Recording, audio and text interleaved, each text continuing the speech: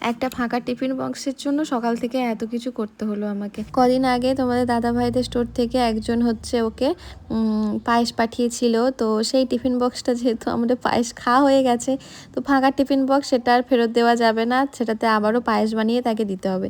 সেই জন্য সকাল সকাল দোকানে গেছিলাম, গিয়ে কিছু জিনিসপত্র কিনে আনলাম। তারপর আমি একদম জামা কাপড় ছেড়ে চলে এলাম রান্নাঘরে। কিছু বাসনপত্র ছিল সেগুলো মাঝামাঝি করে রান্নাঘর পরিষ্কার করে নিয়ে চলে এসেছি পায়েস বসাতে। এই দুধটা আগের দিন আনা হয়েছিল, তো সেই জন্য এই দুধটা একটু বরফ জমে গেছে। আর আজকে যে সকালে যে দুধটা এনেছি সেটা নর্মাল রয়েছে, এটা আগের দিন আনা ছিল বলে ভাবলাম এটা দিয়েই বানিয়ে দিই।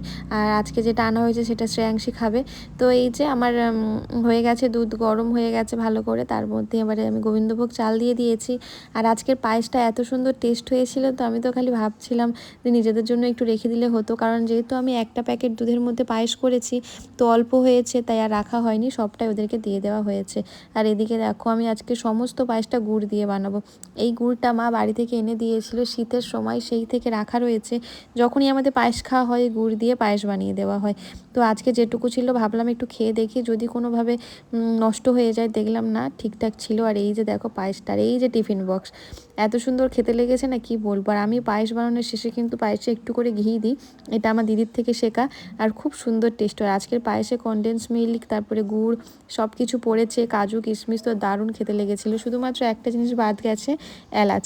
এলাচটা আমার কাছে ছিল না বলে দেওয়া হয় না, তাহলে আরও ভালো একটা স্মেল হতো। আর ঘি দিয়েছি লাস্টে, তার যে স্মেলটা এত সুন্দর আসছে গুড়ের সাথে মিশে, কি ভালো যে লাগছে কি বলবো। আচ্ছা তোমরাও কি এইরকমই করো? কেউ টিফিন বক্স দিলে সেই টিফিন বক্সটা ফাঁকা কখনো ফেরাও না, কিছু না কিছু বানিয়ে দাও? আমাদের তো এই জিনিসটা হয়।